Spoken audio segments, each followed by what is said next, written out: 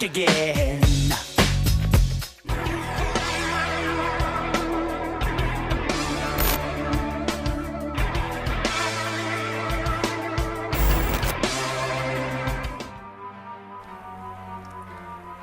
It's that time again. It's another Halloween special.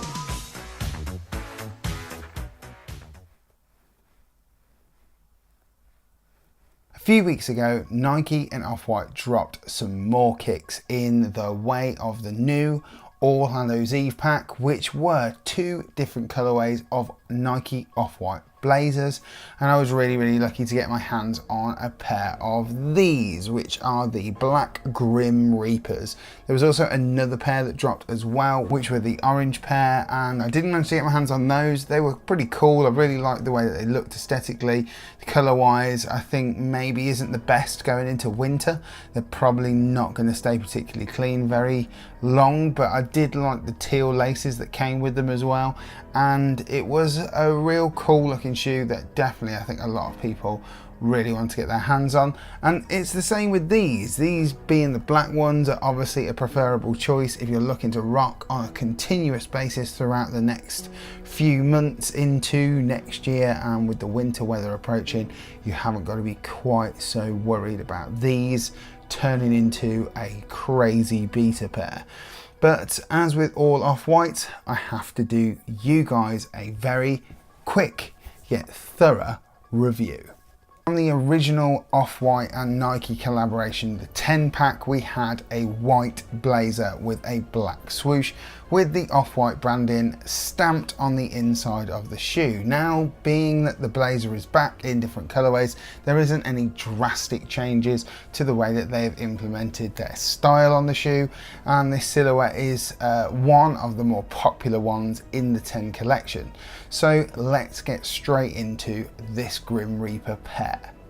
Now, aesthetically, one element that I really picked up on really fast when I first saw this shoe was that it is overall obviously black, but made out of numerous different types of materials. We've got the rubber sole, and we've got the rubber toe cap. As you can see on the shoe, we've got this rubber ended toe cap on the end of the shoe, which aesthetically is not my favorite. I don't really love that. You know, when it comes to me, I love that kind of aesthetic that Converse bring across with their shoes, but I feel like this is kind of like a half moon shaped toe cap. It's not my favorite kind of look on the end of this particular shoe. Other elements are, we've got some paneling through the side in a sort of suede material, and that suede runs on the inside of the shoe through here as well, and it runs into like a leatherette kind of material in the side where you've got this Off-White stamping on the side, and this time it says Off-White for Nike, and then we've got Nike Blazer Mid in the speech marks, Beaverton, Oregon, 1972. Other aesthetics that you remember from the previous blazer was this slightly unfinished look with the Nike branding stamped, embossed into this suede material around the back of the heel cuff, and we've got the unfinished tongue element as well with the Nike branding on the side with a bright orange swoosh. We've got this white, really bright Nike swoosh running all the way from the mid all the way up, and it kind of overlaps onto the sole area, but it's totally joined round to the inside with no breaks at the end of the swoosh. And we've got the Off-White orange tag, just so you know. On the back, we've got this kind of sort of slightly hardened, I wouldn't turn around and say it's you know, really solid cup area at the back of the heel, with some lettering kind of stamped into the back of it. I don't know if my camera will pick it up, but if it does, that'd be amazing. And I don't really know what the wording on the side of this really is. I don't really know what it's for. If you do know, don't forget to write your comments down below.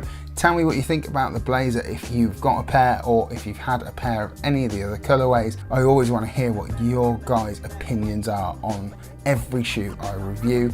And if you've got any more information about the shoe that I didn't give, please feed it into the comments below so others can read those comments too. One of the big key things that I've noticed about this shoe, particularly on the upper, is that this on the outside of the shoe has a slightly different material overlaid on top. Now you might just be able to catch it in the light, but it's like a plastic type material, and the only way I can describe it is being very similar, yet maybe a tad more stretchy than on the React Elements. So if you've ever picked up a pair of the React Elements, that shoe, particularly if we're looking at the early colorways, the non-undercover releases, they had more of a transparent material that was worked around the mid foot and the toe box area, and this seems to be a very similar type of material that's been overlaid onto something that's quite a soft, maybe a foam that's underneath it. Inside cushioning is pretty standard. I wouldn't turn around and say there's anything special.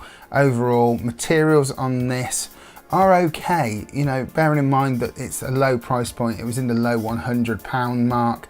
I think it was around 125 or 135 pounds, so not crazy steep for this shoe at retail, yet these are now reselling pretty crazy prices, over 300 plus pounds, maybe more. And yeah, you know, I was very privileged and very lucky to get my hands on this. I picked these up when I picked up the off-white Converse, but I wanted to save this for Halloween. It's a Halloween shoe. It should have dropped probably around Halloween, and it would have probably helped my bank balance. So negatives on this particular shoe, and the only negative I can give it is that I don't rock a lot of black shoes, so it's not really something that I would have turned around and said I would have gone outright to go and running jump to go and buy. But to be honest, being that it is a shoe that I missed out on in the 10 in the white colorway, I really wanted to get my hands on at least one or the other of this PAX colorway, and I cannot turn down the opportunity to have got this shoe. I am a BLAZER fan. I really do like them. I've had the low BLAZERs in the past, and the only thing I can turn around and say is a negative about this shoe is I feel like the sole on the underside is incredibly flimsy. Now, as you saw from the beginning of this video, I did do a little flimsy test, and this is what it looked like.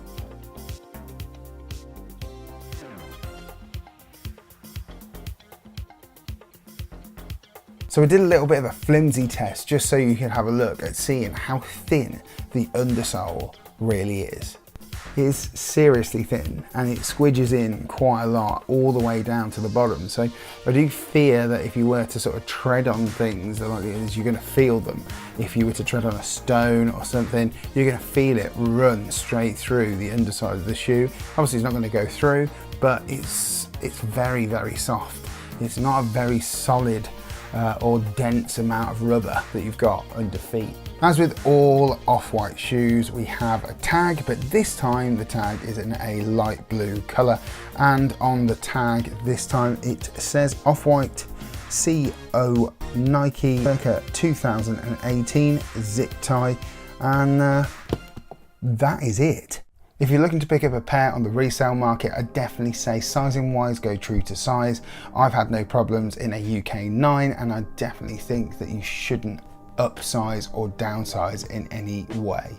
I think it's time for you guys to have a little bit of an up close and personal look at this Nike off-white BLAZER in the Grim Reaper colorway.